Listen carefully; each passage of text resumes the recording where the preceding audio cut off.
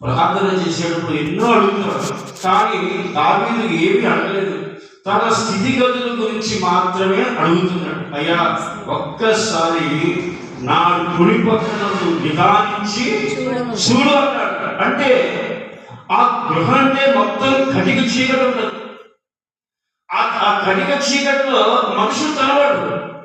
ఆ కనబడిన ప్రదేశంలో, ఆ చీకటిలో దేవుడికి ప్రార్థన చేస్తున్నాడు. దేవుడికి స్తోత్రాలు. ఆయనకు ఆహారం ఇచ్చేవాడు లేదు, అతను దాహం తీర్చేవాడు లేదు.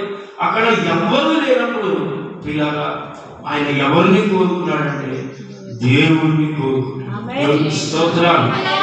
అయ్యా, ఒక్కసారి నా కుడి పక్కన నిదానించి చూడు కింద అంటున్నాడు, నన్ను ఎరగని వాడు ఒక్కడు నాకు లేకపోయినా.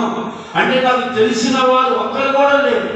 ఆయన చాలా మంది సైన్యం ఉంది, పరివారు ఉన్నారు, బలం ఉంది, అండబలం ఉంది, అన్ని బలాలు ఉన్నాయి. కానీ ఆ పరిస్థితులలో ఎవరు లేరు. దేవుడికి స్తోత్రాలు.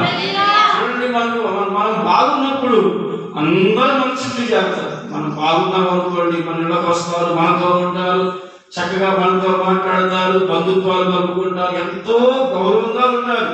మన దగ్గర ఏమీ లేదని తెలిస్తే మన దగ్గరికి రావడానికి కూడా భయపడతారు. మన స్థితిని చూసి అసహించుకుంటారు, మన స్థితిని చూసి వాళ్ళు నవ్వుకుంటారు. ఆ సమయంలో దేవుడికి మనం ఆయన వైపు చూస్తే ఆయన ఏమంటాడో తెలుసా? ఇదిగో నన్ను ఎరగని వాడు ఒక్కడు లేకపోయింది అన్నప్పుడు, ఇదిగో నిన్ను ఎదిగిన వాడిని నేనున్నాను. స్తోత్రం చెబుదా.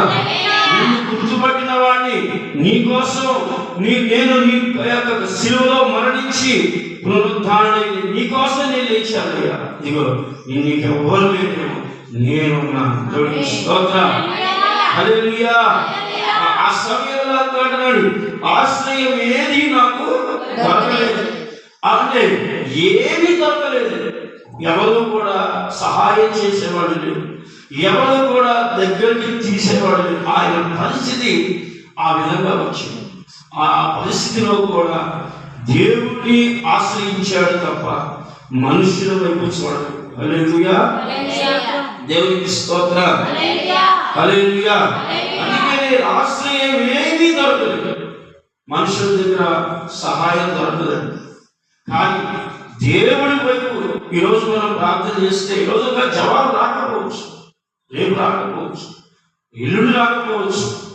ఏదో ఒక రోజు మన ప్రార్థన దేవుడు ఏం చేస్తాడు?